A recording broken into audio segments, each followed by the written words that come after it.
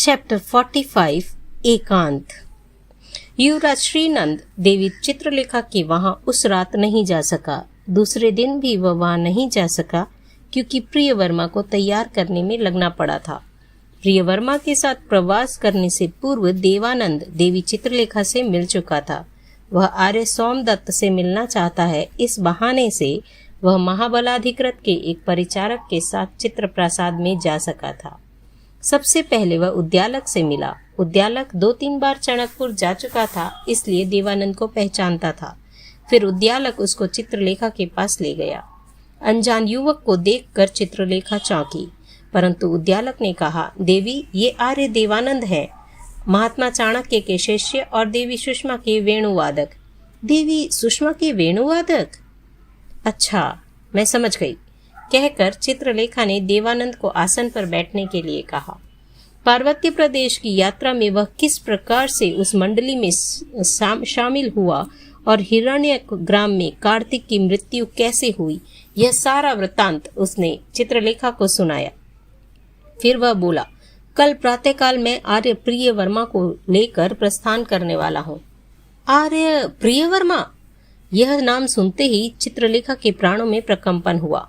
वह बोली, प्रियवर्मा? हाँ देवी, वह किसी दंडनायक का पुत्र है। महाबलाधिकृत ने आज ही मुझे बताया था कि आर्य प्रियवर्मा चतुर, वीर, धीर और बहादुर है।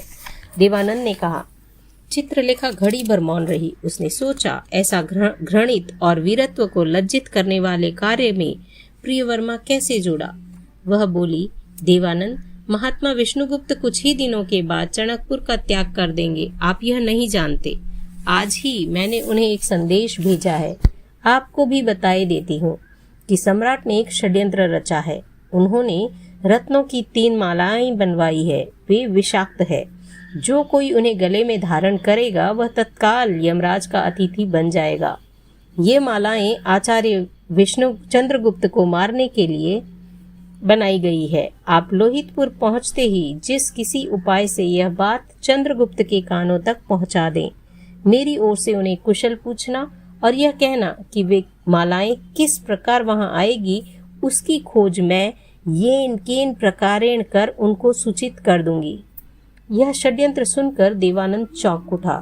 उसकी ओर देखकर चित्रलेखा ने हंसते हुए कहा, अरे देवानंद, इसमें चौंकने की कोई बात नहीं है। जो व्यक्ति राजनीति और धर्म से भ्रष्ट हो जाता है वह ऐसे ही कार्य करता है। आप सावधान रहें और गुरु के कार्य को निष्ठापूर्वक संपन्न करने के लिए तत्पर रहें। फिर देवानंद 2-4 सामान्य बातें कर वहां से विदा हो गया। दूसरे दिन चित्रलेखा जब स्नान गृह से बाहर आई तब चित्रा ने कहा, प्रियवर्मा आज प्रातः विदा हो गए हैं। उद्यालक खबर लेकर आया? हाँ। साय भोजन से निवृत्त होकर चित्रलेखा मध्यखंड में आराम से बैठी।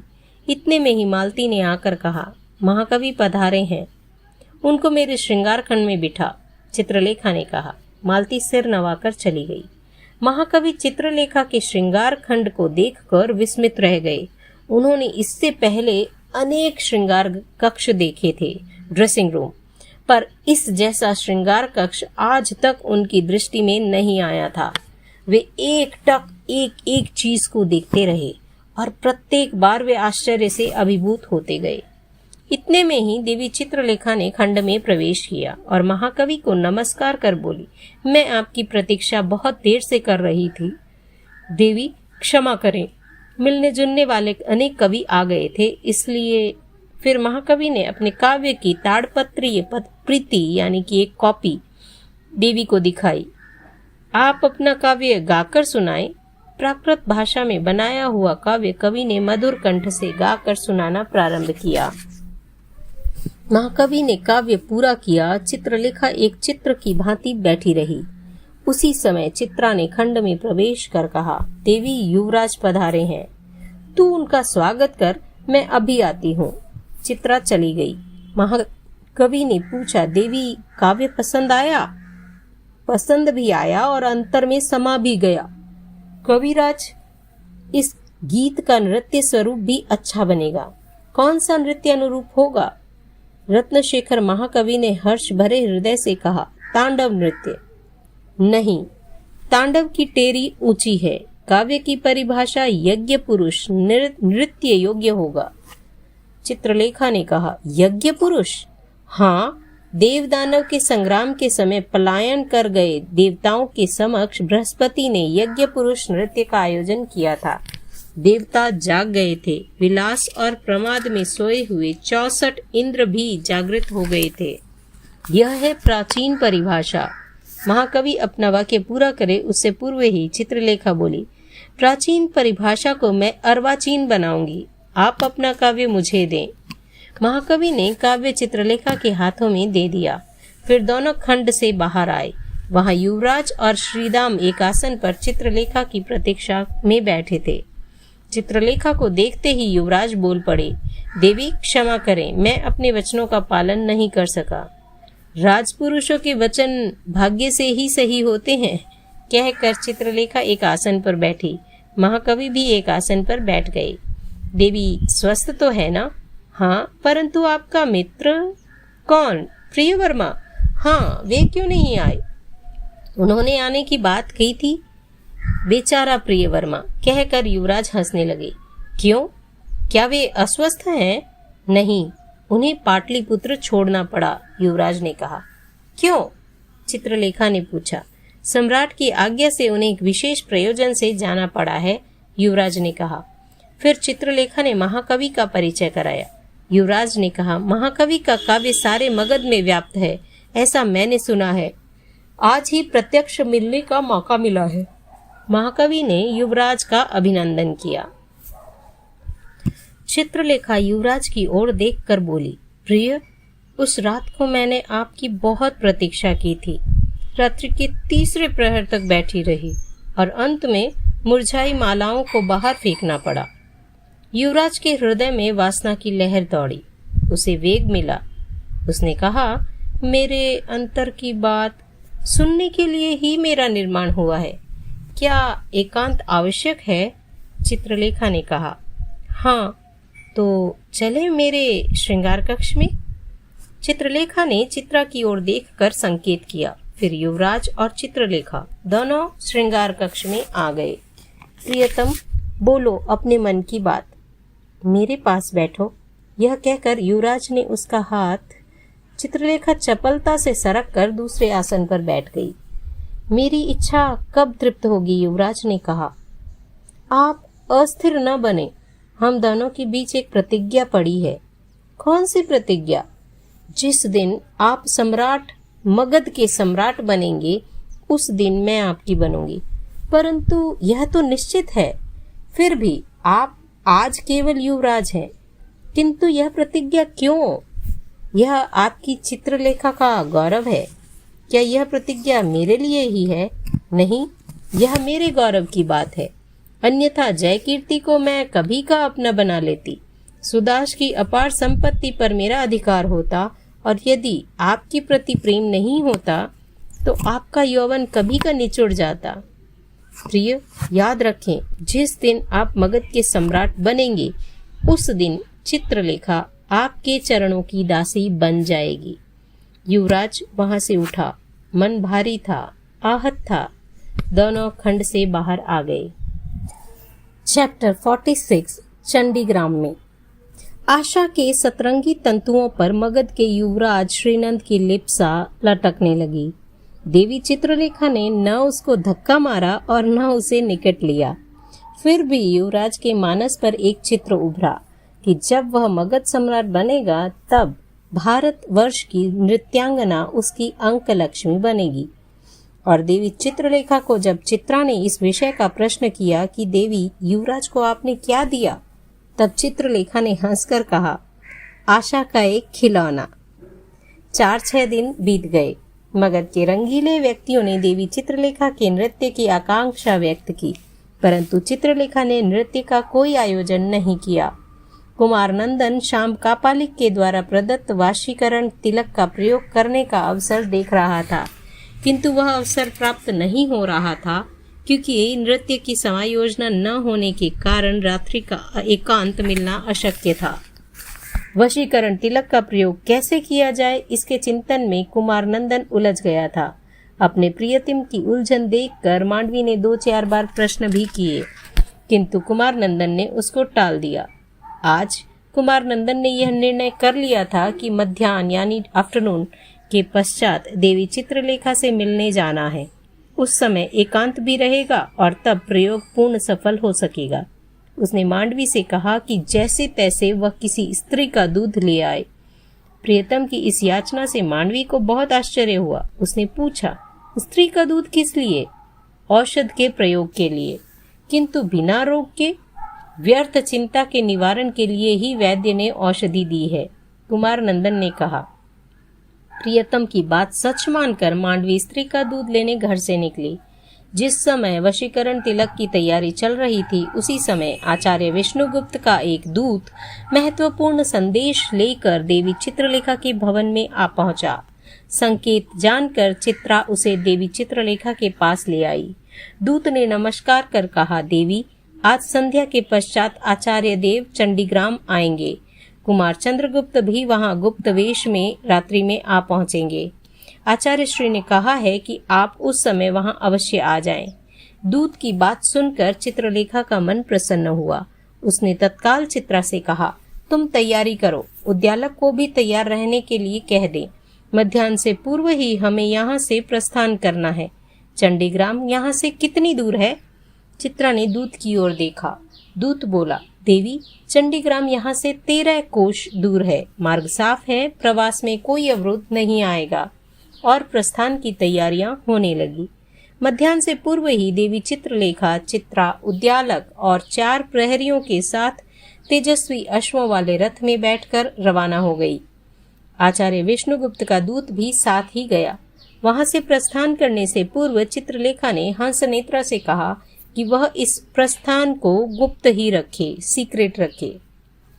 और मध्याह्न के पश्चात शाम कापालिक का वशीकरण तिलक का ललाट पर तिलक कर रथपति कुमार नंदन अत्यंत आनंदित और उल्लसित होता हुआ चित्रप्रासाद में पहुंचा। तत्काल हंसनेत्रा ने सामने आकर स्वागत किया। रथपति ने हर्ष भरे नयनों से हंसनेत्रा के समक्ष प्रश्न रखा, देवी कुशल है ना? हाँ महाराज, हंसनेत्रा ने कहा। महत्वपूर्ण कार्य के लिए मैं देवी से मिलने आया हूँ, कहकर रथपति भवन की सोपान श्रेणी यानी स्टेयरकेस, सीढ़ियां चढ़ने लगा। कुछ भी न कहकर हंसनेत्रा रथपति को भवन के मध्य खंड में ले गई और एक आसन पर बिठा कर बोली, आयुष्मान की जय हो। देवी चित्रलेखा अभी भवन में नहीं है। सुनते ही कुमार नंदन का हर्ष अदृश्य हो गया। वह बोला, कहाँ गई है? सिंहल के संगीताचार्य कणादपल्ली में आए हैं, उनसे मिलने देवी कणादपल्ली गई है, हंसनेत्रा ने सहज भाव से कहा। परंतु कल रात में तो देवी आज प्रातः ही गई है, कब लौटेगी? कुछ भी नहीं कहा जा सकता, कम से कम 3 दिन तो लगेंगे ही, हंसनेत्रा ने कहा। 3 दिन? कुमार नंदन खड़ा हो गया। हंसनेत्रा बोली, कुछ आज्ञा हो तो कहे। कणादपल्ली? हाँ जी। कुछ न कहकर कुमार नंदन अपने रथ में बैठा। उसके ललाट पर तिलक सुशोभित हो रहा था, किंतु उसकी आशाएं रो रही थी। सीधा अपने भवन में आया। उसने मन ही मन सोचा, अभी आऊं कणादपल्ली, अन्यथा तिलक का प्रभाव मिट जाएगा और फिर से यह नहीं मिलेगा। कणादपल्ली मात्र यहाँ से 20 कोश है। तेजस्वी अश्वरात्रि के प्रथम पहर के पश्चात तो पहुंच ही जाएंगे। कुमार नंदन ने अपने अनुचर से प्रवास की तैयारी करने का आदेश दिया।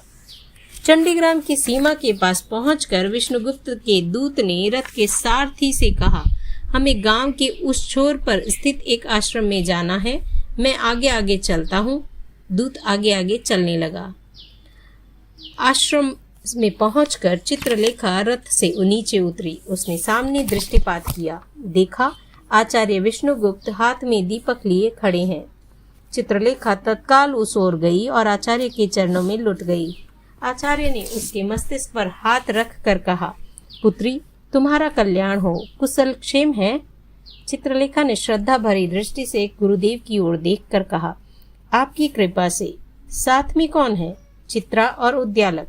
तुम अंदर आओ, कहकर आचार्य पर्ण कुटीर में गए। पीछे पीछे चित्रलेखा भी गई। चाणक्य बोले, तुम हाथ मुंह धोकर स्वस्थ हो जाओ, भोजन आने ही वाला है। मैं चित्रा और उद्यालक को संदेश भेजता हूँ। मैं कुछ ही समय में आ पहुंचूंगा। प्रभु महाराज कहाँ हैं? आचार्य विष्णुगुप्त मुस्कुराए और चित्रलेखा के मस्तिष्क पर हाथ रखकर कहा, चंद्रगुप्त तो तुम्हारे साथ ही था। मेरे साथ? नहीं गुरुदेव। पगली, तुमने उसे पहचाना नहीं? किंतु मैं निश्चय पूर्वक कह सकती हूँ कि वो मेरे साथ नहीं थे।